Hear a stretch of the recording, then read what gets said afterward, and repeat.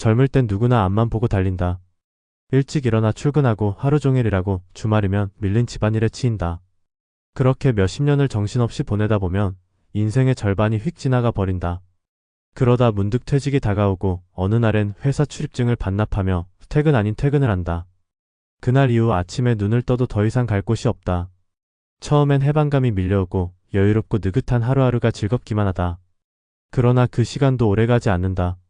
낯선 공허함, 정체성의 혼란, 무엇보다도 내가 여태 뭘 위해 살아왔나라는 질문이 가슴속에서 고개를 든다. 그렇게 수많은 이들이 은퇴 후 삶에서 방향을 잃는다. 그런데 그 시기를 지나 어느 순간 문득 알게 되는 것이 있다. 진짜 삶의 맛은, 진짜 나다운 시간은 오히려 은퇴 후에 찾아온다는 사실이다. 아무것도 안 해도 되는 시간 속에서 오히려 무엇이든 하고 싶어지는 욕망이 생기고 그동안 잊고 있던 나의 기쁨의 언어를 하나둘씩 되찾기 시작한다. 그것이 누군가에겐 여행이고 또 누군가에겐 그림이고 누군가에겐 소소한 일상의 노동일 수도 있다. 중요한 건 돈도 아니고 대단한 경력도 아니다. 은퇴 후에야 비로소 사는 맛이라는 게 뭔지 실감하게 되는 사람들의 이야기들이 점점 늘고 있다. 서울 강북의 한 공방에서 도자기를 굽는 김윤자 씨는 은퇴 전까지 30년을 초등학교 교사로 일했다. 아이들을 사랑했고 교육이 천직이라 믿었지만 정년을 앞두고는 일보다 사람에 지쳤다고 했다. 퇴직 후엔 그저 쉬고 싶었고 처음 1년은 TV와 스마트폰만 붙들고 살았다. 그러나 이상하게도 쉬면 쉴수록 더 지쳐갔다. 그러다 우연히 동네 주민센터 공예 프로그램에 참여하게 됐고 그게 계기가 되어 취미반을 거쳐 도자기 전문반에 등록하게 되었다. 손끝으로 흙을 다듬는 시간이 그렇게 편안할 수 없었다고 한다. 자기가 만든 작은 찻잔 하나에 마음을 담는 일은 교실에서 수백 명의 아이들을 가르치던 시간보다 훨씬 충만한 느낌을 줬다. 이제는 소소하게 판매까지 하며 지역 축제에 부스를 차릴 정도가 되었다. 그녀는 말한다. 사는 맛. 손에 진흙이 묻고 나서야 알았어요. 내가 나로 살아도 된다는 맛이죠. 경기도 남양주의 한 캠핑장에서 텐트를 관리하고 있는 이명수 씨는 대기업 임원으로 정년을 마쳤다. 외부에서는 성공한 삶이었지만 정작 그는 수십 년 동안 하고 싶은 걸 단 한 번도 해보지 못한 사람이라 느꼈다고 한다. 은퇴 후 처음엔 여행을 다녔지만 허무감은 쉽게 사라지지 않았다. 그러다 캠핑장에서 알바를 시작했는데 그때부터 삶이 달라졌다. 매일 야외에서 텐트를 치고 불을 피우며 사람들과 이야기 나누는 단순한 노동 속에 묘한 평화가 있었다. 언제든 자리를 떠날 수 있는 자유, 누구의 지시도 받지 않는 자율성, 그리고 무언가에 필요한 존재가 된다는 실감이 그를 살게 했다. 그는 요즘 지인들에게 사는 맛은 그늘 아래서 햇빛을 보는 거더라고 말한다. 은퇴 전에는 없었던 미소와 여유가 그의 얼굴에 깃들었다. 부산의 해안마을에 사는 정혜란 씨는 남편을 먼저 떠나보낸 후 홀로 은퇴를 맞이했다. 수년간 간병과 가족의 생계를 책임지느라 자신을 돌아볼 여유가 없었다. 자녀들이 모두 출가한 뒤 홀로 남은 그녀는 우울증 진단까지 받았고 삶의 이유를 찾기 힘들었다. 그러던 중 이웃의 권유로 노인복지관의 연극반에 참여하게 됐다. 처음엔 낯선 대사 한 줄도 제대로 못 외웠지만 시간이 지나면서 연극은 그녀에게 또 다른 나가 되는 도구가 되었다. 관객 앞에서 소리를 내고 웃고 울다 보면 어느새 속에 쌓인 감정들이 흘러나가고 있었고 그건 누구에게 들려주지 못했던 자기 이야기이기도 했다. 그녀는 말한다. 무대 위에 올라가서야 비로소 내가 살아있다는 느낌이 들어요. 그전까진 그냥 버텼다면 지금은 매일이 살아있는 날이죠. 이 세 사람의 삶은 서로 다르지만 한 가지 공통점이 있다. 은퇴 후에 비로소 내 삶의 주인이 되었다는 것이다. 그 전까지는 누구를 위해 어떤 책임 때문에 혹은 사회적 기준에 맞춰 살아왔다면 이제는 온전히 나 자신을 기준 삼아 삶을 구성해가기 시작한 것이다. 그리고 그 안에서 진짜 인생의 재미를 발견했다. 누군가는 이 시기를 노후라 부르고 또 다른 누군가는 퇴직 이후라 말하지만 사실 이 시기는 새로운 삶의 서막이다. 더 이상 누구를 위해 살지 않아도 되는 시간, 오직 내가 나를 위해 존재할 수 있는 드문 기회이자 선물이다. 물론 모든 은퇴가 이렇게 아름답게 흘러가진 않는다. 경제적 불안, 건강 문제, 관계의 단절 등 수많은 현실이 발목을 잡는다. 하지만 분명한 건 삶의 의미를 찾는 일은 나이와 상관없이 누구에게나 가능하다는 사실이다. 그리고 그것은 종종 해야 할 일이 아니라 하고 싶은 일에서 비롯된다. 은퇴 후 진짜 사는 맛은 남들보다 앞서 달려온 과거에서가 아니라 비로소 내 마음이 가는 방향으로 걷기 시작할 때 비로소 찾아온다. 그리고 그 맛은 생각보다 깊고 오래간다. 이 늦은 시기에야 깨닫게 된다는 건 어쩌면 슬프지만 그럼에도 늦지 않았다는 것만큼은 분명하다.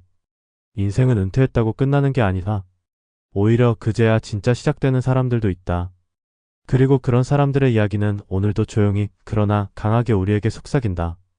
당신의 삶도 아직 충분히 다시 시작될 수 있다고. 은퇴하고 나서야 비로소 깨닫는 진실이 있다. 그동안 열심히 달려온 인생이었고 남부럽지 않게 살아왔다고 생각했지만 정작 사는 맛이 뭔지를 몰랐다는 거다. 아침부터 저녁까지 빽빽하게 채워진 스케줄 속에서 인정받기 위해 눈치 보고 승진하기 위해 마음을 죽이고 집에서는 부모 노릇, 자식 노릇, 가장 노릇하느라 정작 나를 위한 시간은 언제였나 돌아보게 된다. 그저 버티며 살아낸 시간들이지 누리며 살아낸 시간들은 아니었던 거다. 그런데 아이러니하게도 많은 사람들이 이걸 은퇴한 후에야 알아차린다. 막상 직장을 떠나고 나면 처음엔 허전하고 불안한 감정이 몰려온다. 쓸모없어진 것 같은 느낌, 세상에서 밀려난 느낌이 하루에도 몇 번씩 찾아온다. 그런데 그런 시간을 통과하고 나면 아주 조용하고 천천히 삶의 본질 같은 게 스며들기 시작한다. 그리고 그 지점에서 사람들이 공통적으로 이야기하는 게 바로 사는 맛이다. 이 사는 맛이라는 게 거창한 게 아니다. 여행을 다니거나 해외에서 살아보거나 엄청난 취미를 가지는 것도 아니다. 오히려 평생 누리지 못했던 사소한 일상의 자유, 내가 하고 싶을 때 하고 멈추고 싶을 때 멈출 수 있는 여유, 내 선택으로 하루가 흘러간다는 감각에서 비롯된다. 그것만으로도 충분히 의미 있고 충만한 감정을 느끼게 된다. 그동안 사회가 부여한 역할에서 해방된 사람만이 알 수 있는 감정이다. 그렇다고 이 시간을 무작정 흘려보내기만 하면 안 된다. 이 시기를 잘 활용하지 못하면 오히려 더 깊은 허무에 빠지기 쉽다. 그래서 중요한 건 은퇴 후 새로운 루틴과 정체성을 스스로 만들어가는 작업이다. 사례를 봐도 그렇다. 앞서 이야기한 김윤자 씨는 도자기를 통해 삶의 리듬을 되찾았다. 단순히 손재주가 있어서가 아니라 매일 흙을 만지며 오롯이 자신에게 집중할 수 있는 시간을 가졌기 때문이다. 퇴직 전엔 한 번도 해보지 못했던 몰입의 시간, 그게 바로 자존감을 회복시키는 가장 확실한 방법이다. 이명수 씨 역시 마찬가지다. 성공한 대기업 임원이었지만 정작 자신이 뭘 좋아하고 어떤 삶을 원했는지 몰랐다. 그런데 캠핑장 일을 통해 자연을 느끼고 사람들과 소통하며 자신이 누군가에게 여전히 필요하다는 감각을 되찾았다. 정혜란 씨도 연극이라는 새로운 도전을 통해 잊고 있던 감정과 욕망을 되살릴 수 있었다. 이 셋 모두 공통적으로 사는 맛을 외부에서 찾은 게 아니라 자신 안에 잠들어 있던 욕망과 감각을 깨우는 방식으로 되살려낸 거다. 전문가로서 말하자면 이런 변화는 단순히 취미생활 이상의 의미를 가진다. 은퇴 후 삶의 만족도는 재정 상태보다 자기 결정권과 소속감에 더 크게 영향을 받는다. 아무리 충분한 자산이 있어도 매일 TV만 보는 삶은 오래가지 못한다.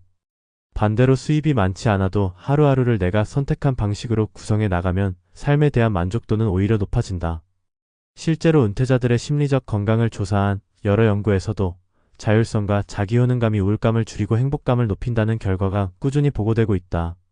그래서 은퇴 후 삶을 준비할 때 가장 중요한 건 돈을 얼마나 모았느냐만 따질 게 아니라 무엇을 하며 살고 싶으냐를 구체적으로 고민하는 일이다. 돈은 조건이지 목적이 아니다. 목적이 부재한 삶은 허무해지기 쉽다. 무엇을 좋아했는지, 어떤 일을 해보고 싶었는지, 어디에서 누구와 시간을 보내고 싶은지를 생각하는 게 먼저다. 그리고 그 생각을 기반으로 작게라도 실천을 시작해야 한다. 동네 문화센터에 등록하거나 작은 모임을 만들거나 집 근처 산책로를 탐방하는 것도 좋다.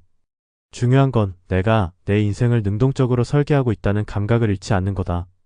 많은 은퇴자들이 착각하는 게 있다. 나이가 들었으니 이제 새로운 걸 배우기엔 늦었다는 생각이다. 하지만 실제로 자기 삶을 재구성해내는데 성공한 이들의 대부분은 오히려 은퇴 후에 처음 뭔가를 시작한 사람들이다. 요즘은 60대, 70대도 자격증을 따고 글을 쓰고 악기를 배우고 창업도 한다. 배움과 성취에는 나이가 없다.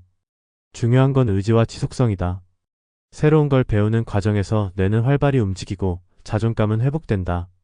내가 여전히 무언가를 할 수 있는 사람이라는 자각은 인생 후반에 강력한 에너지원이 된다. 여기서 또 하나 강조하고 싶은 건 관계의 중요성이다. 사람은 혼자서 충만한 삶을 지속하기 어렵다. 직장이라는 조직을 떠나고 나면 사회적 연결이 급격히 줄어든다. 이 공백을 방치하면 고립감과 무력감이 따라온다. 그래서 지역사회에서의 작은 모임, 정기적인 소통 창구, 혹은 봉사활동 같은 활동들이 중요하다. 은퇴 후의 관계는 스스로 만드는 것이다.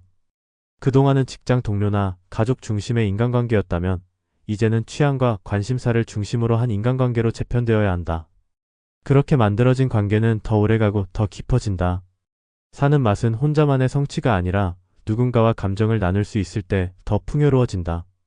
마지막으로 강조하고 싶은 건 삶을 너무 무겁게 보지 말라는 거다. 은퇴 후의 삶은 정답이 없다. 누군가는 도시를 떠나 시골에서 농사를 지으며 사는 게 맞고, 또 누군가는 도시 한복판에서 사람들과 부대끼며 살아가는 게 맞다. 누구나 똑같은 삶의 경로를 따라갈 필요는 없다. 중요한 건 지금 이 순간 나에게 진짜 필요한 것이 무엇인가를 진심으로 묻고 그 대답을 따라 움직이는 용기다.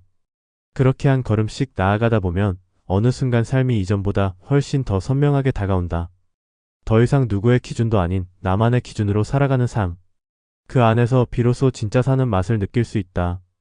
이제 은퇴를 준비하거나 이미 퇴직 후의 시간을 보내고 있는 사람이라면 너무 늦었다고 자책하지 말자. 사는 맛은 언제든 다시 찾아올 수 있다. 다만 그걸 느끼기 위해선 멈춰서서 나를 돌아보고 다시 나를 위한 삶을 설계하려는 용기가 필요할 뿐이다. 그러니 오늘 하루 거창하지 않아도 좋으니 작게라도 나를 위한 선택을 해보자. 사는 맛은 그렇게 아주 작고 조용하게 우리 삶에 스며든다.